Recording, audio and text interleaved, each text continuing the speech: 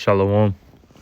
First and foremost, before I get started, I'd like to give all praises, honor, and glory to where it's due to Yahweh, Bahashem Yahushai, Bahashem Chakwadash. Double honors as always to the apostles, bishops, elders of Great Millstone who are well and who taught us truth. Today's lesson will be entitled, "The Most High did not call us to live impurely or to live impure lives." The Lord didn't call us to live impurely or live pure lives. And that comes from the inspiration of 1 Thessalonians 4:7 in the NLT. And it reads, "The Most High has called us to live holy lives, not impure lives." In the KJV it says, "For the Most High has not called us G unto 167, uncleanness, but unto holiness." Now, akatharsia, let's see what that word uncleanness goes akatharsia. into in the Greek. Strong's G 167, akatharsia, akatharsia. And it says uncleanness, A, physical, B, in a moral sense, the impurity of lustful, luxurious, profligate living. And you see in A, it says physical. So you're not supposed to be, just some sloppy individual that doesn't work, eats hot Cheetos every day, and doesn't worry about the Lord Yahweh Shem Yashai, anything around you but in your own little bubble. You don't do shit for yourself. You live in your mom's basement on the keyboard all day, man. No, we're supposed to get up and get to it. Get to work. The Lord Yahweh Shem Yashai is working. The Lord Yahweh Shai worked. We need to work as well, because that's what it says. That's what Yahweh Shai said. "Occupy till I come." Luke 19 and verse 13. "And he called his 10 servants and delivered them 10 pounds and Strong's said unto G them, 4231. Occupy till I come." Pragmatuomai, So that word occupy in pragmatuomai. the Greek, G 4231. Strong's G 4231, pragmatuomai, pragmatuomai. And it says, to be occupied in anything, to carry on a business, to carry on the business of a banker or a trader, to busy oneself with. And right here in the Strong's definition, to busy oneself with, to occupy. And when you get it in Google, it says, let's go to it as a verb. Number 4, engage, busy, employ, absorb, preoccupy, hold the intention of, immerse. So we're not here just to be some lazy sacks of shit, man. Not doing anything. No, we got to get to work. And I believe the scriptures say that as well. Let me see. How does it go? It was just in my mind.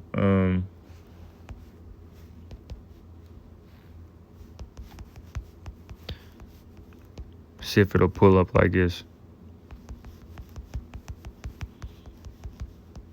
I know this isn't how it goes at all.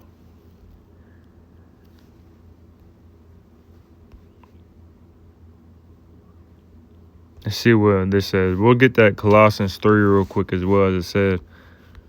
What was that? Colossians 3 and 24. Colossians 3 and verse 23 in the NLT. "Work willingly at whatever you do, as though you were working for the Lord rather than for people. Remember that the Lord will give you an inheritance as your reward, and that the master you are serving is Hamashiach." So we got to do it. We got to work, man. We got to get up, get active, get physical.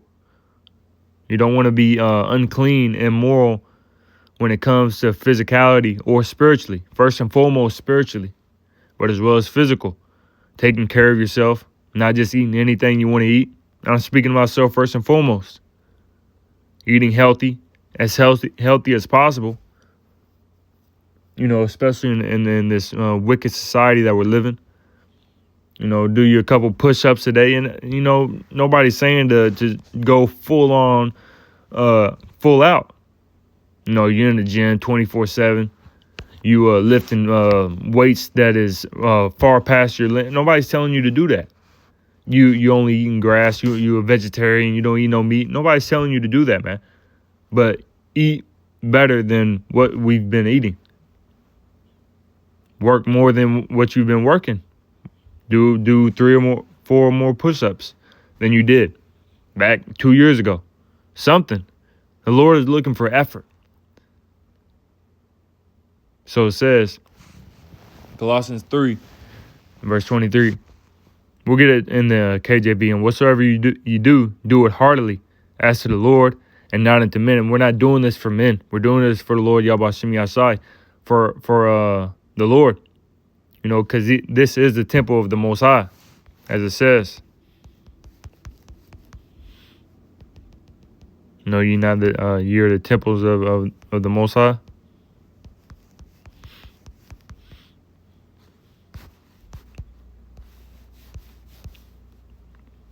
Let's see.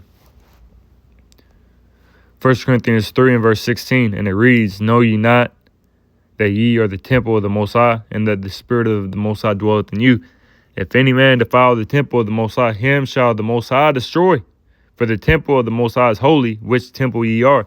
And when you go into that word holy, which in the Hebrew, it would be, Quadash.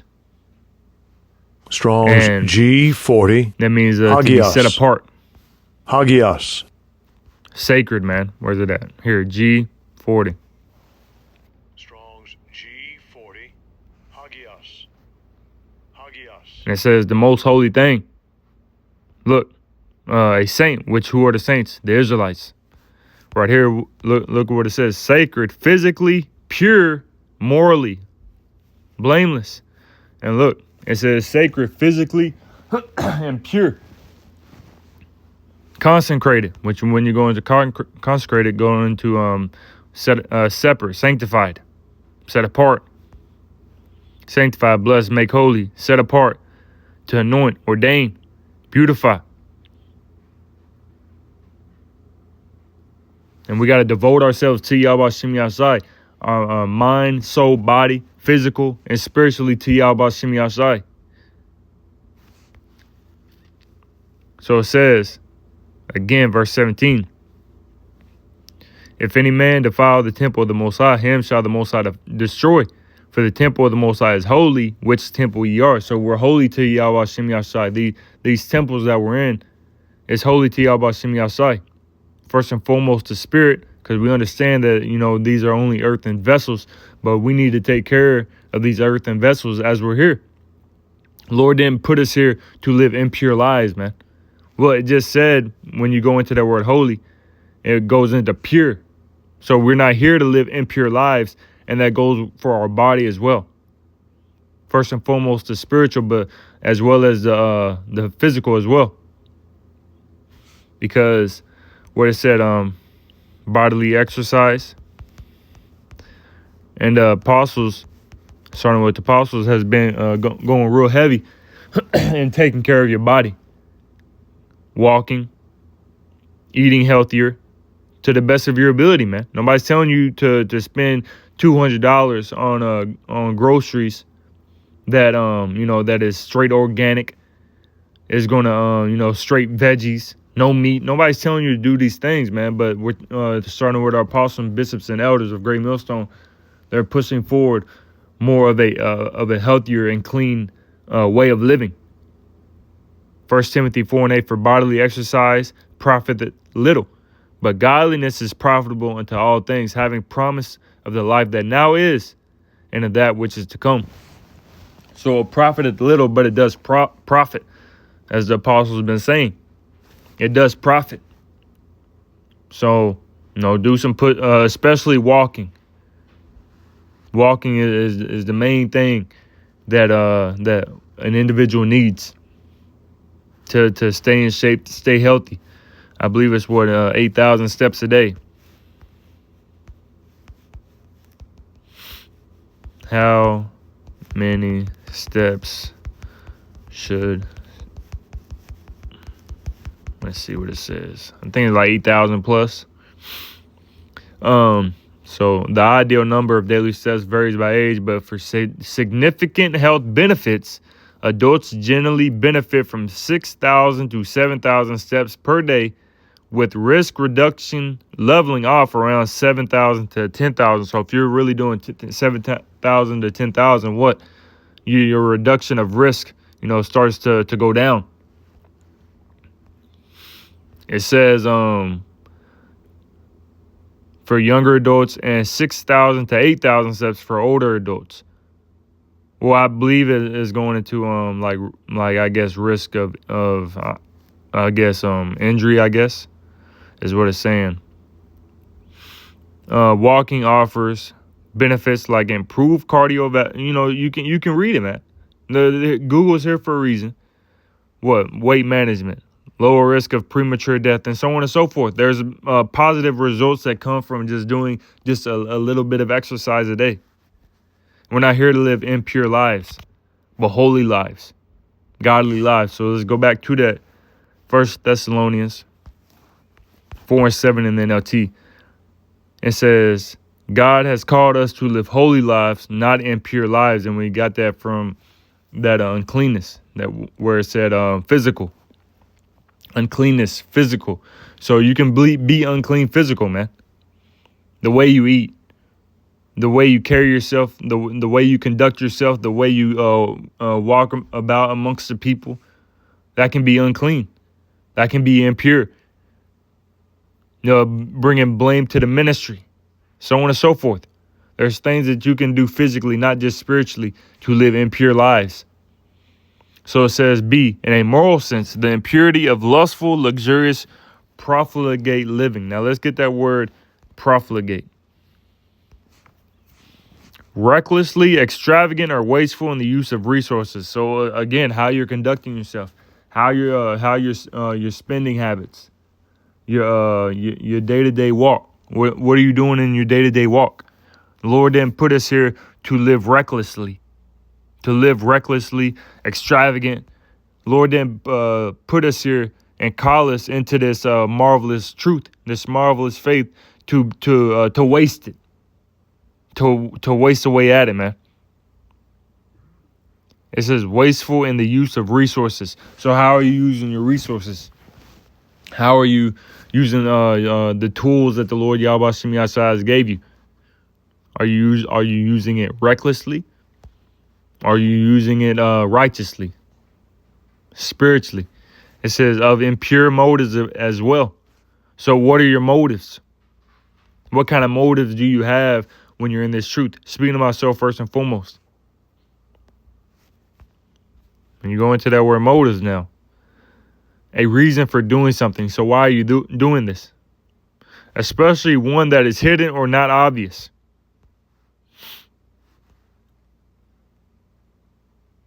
So what is your reason? And a lot of these individuals have what? Impure motives, impure reasons why they're in the truth, impure reasons why they quote unquote follow Yahweh Shem Yahshai.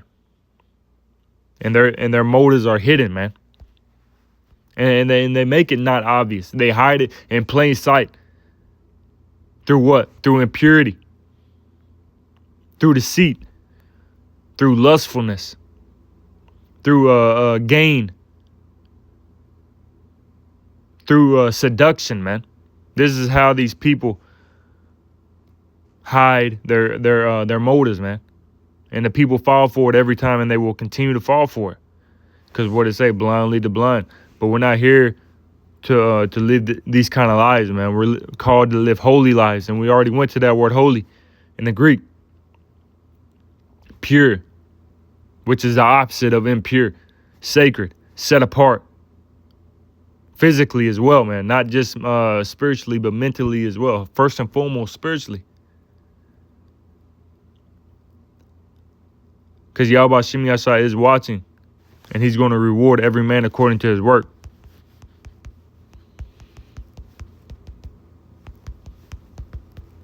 What are your responsibilities?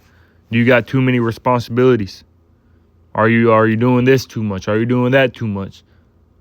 Because scriptures do say that all things are lawful, but not all things are expedient. So there's some things and a lot of things that need to be put off.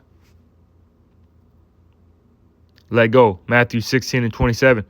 For the Son of Man shall come in the glory of his Father with his angels, and then he shall reward every man according to his works. So you're going to be rewarded according to your works. If your works was impure, you're going to receive a judgment, a wicked reward. But if your motives and your works were pure, you're going to receive that righteous reward. Revelation 22:12, and behold, I come quickly, and my reward is with me to give every man according to, as his work shall be. So everything that you're doing, man, your motives, your conduct, the way you walk, the way you talk, the way you are maneuvering within this truth, whether you're going down that straight gate or whether you're going down that broad gate, Yahweh Shem Yashai sees it, and he's going to reward you according to how you walked. Did you walk a holy life? Did you live a holy life, or did you live an impure life? And the Lord is going to reward you according to that, as it says in Galatians. It's been a while since I got this scripture. I think it's 16. No. Maybe the next chapter.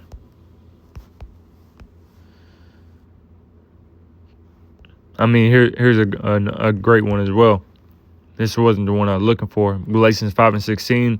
This I say then, walk in the spirit, and ye shall not fulfill the lust of the flesh. So we're not here to walk in the flesh. We're not here to fulfill the lust of the flesh, but we're here to fulfill Yahweh Shem Yashai and his will, to live holy lives, to fulfill the spirit and not the flesh. Verse 17, for the flesh lusteth against the spirit, and the spirit against the flesh. And these are contrary the one to the other, so that ye cannot do the things that ye would. So you're not going to be perfect. You're not going to perfect the thing within this society, because we're constantly in these impure bodies, because we're already in impure bodies. Why would you want to make your body more impure than it already is? Why would you want to defile it more than it already is? Because the scriptures say that we are all as an unclean thing. So yes, we're unclean. We're not perfect, but we're going to but that don't mean we just live however we want to live. Isaiah 64 and verse 6, but we are all as an unclean thing, and all our righteousness are as filthy rags, and we all do fade as a leaf, and our iniquities like the wind have taken us away. So we're already impure, we're already undefiled, we're already unclean. Look, verse 6 in the NLT, we are all infected and impure with sin. So it's these sinful bodies, but that don't mean we make it worse by just living recklessly in these bodies. Because it's going to get tougher as we get closer to the end. And speaking to myself, first and foremost, we got to make sure that we are doing what is required of us and doing what the Lord's will, as it says in Ephesians 5 and verse 17. Wherefore be ye not unwise, but understanding what the will of the Lord is. What is the will of the Lord? Do you understand the will of the Lord? The will of the Lord is to live holy lives and to do what is required of you, not to live recklessly and to live impure lives and do things contrary to the Lord Yahweh Shem Yashai. Because if you do that, that will lead to your death. That will lead to your destruction. That will lead to your downfall. We got to be filled with the Spirit, as it says in verse 18. These are the things that we must do in order to enter into life. Live holy lives and do what is required of us. What does it say in Ecclesiastes? Ecclesiastes 12 and verse 13.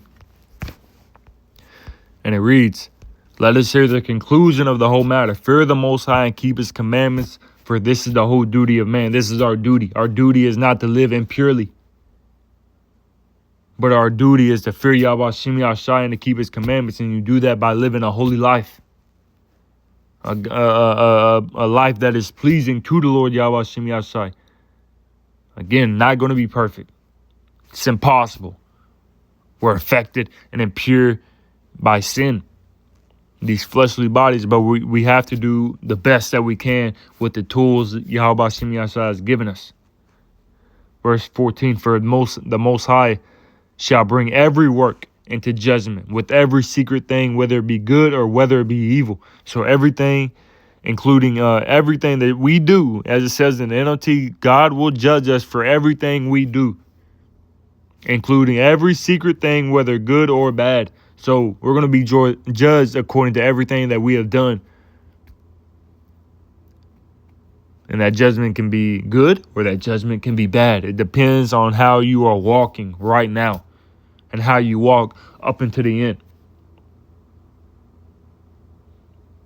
How are you walking? A lot of these individuals out here have been called but not chosen.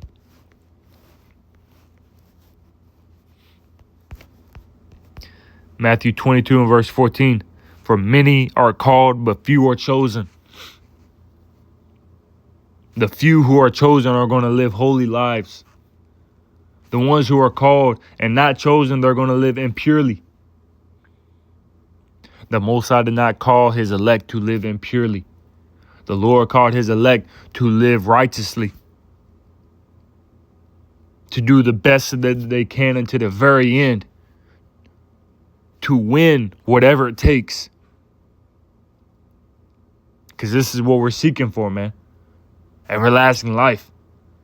And you're not going to reach everlasting life. You're not going to reach salvation if you're going to walk in purely. If you're straddling the fence. Because if you're straddling the fence, that's not pure. Those motives aren't pure if you're straddling the fence. And the Lord doesn't see that as a holy life. He sees it as impure. Now, I wanted to get this real quick and then we'll end up. Definition of impure. Mixed with foreign matter. What does it say in Matthew, 10? You can't serve two masters.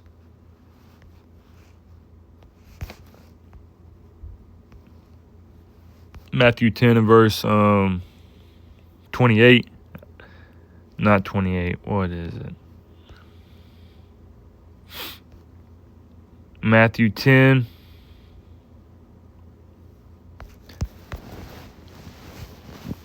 Going into serve two masters. I know mammoths in there. 6. Slack you for that. Matthew 6 and verse 24. No man can serve two masters, for either he will hate the one and love the other, or else he will hold to the one and despise the other. You cannot serve the Most High Mammon. So if you're trying to serve the Most High, and then you're trying to serve Mammon, you're trying to serve money, you're trying to serve your own flesh, you're trying to serve man. If you're trying to serve the Most High in another foreign matter, it's not going to work. And the Lord likens that unto impurity. Mixed with foreign matter. You're trying to mix the Most High Yahweh Shem Yasai. You're trying to mix this truth in the world. That's a foreign matter. And that's impure. Because the Lord commanded us to love not the world. 1 John 2 and verse 15. Love not the world, neither the things that are in the world. If any man love the world, the love of the Father is not in him. Because what? Because the world is a foreign matter. This is a foreign matter. We're not of this world, as Yahweh said. We're not of this world. So that makes what? This world foreign matter. That does not, that cannot and will not be mixed with the elect of the nation of Israel. Foreign matter cannot and will not be mixed with the elect of the nation of Israel.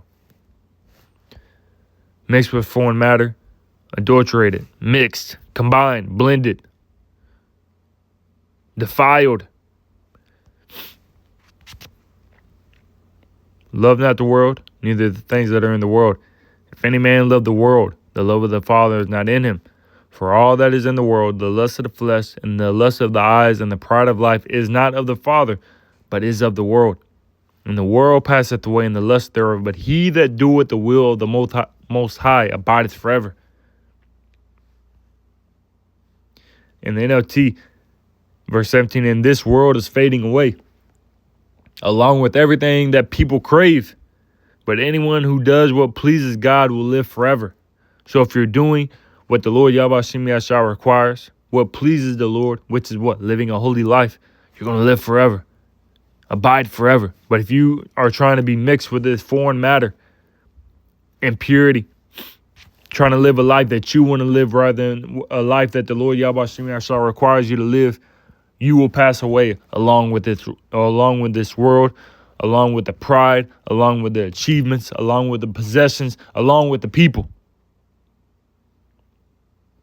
Speaking to myself first and foremost. So, Lord willing, this lesson was edifying to the spirit, to the body, and to the fold. Before I end it off, I'd like to give all praises, honor, and glory to where it's due to Yahweh, Bahashem Yahushai, Bahashem Chakwadash, and double honors as always to the apostles, bishops, elders of Great Millstone. Until next time, Shalom.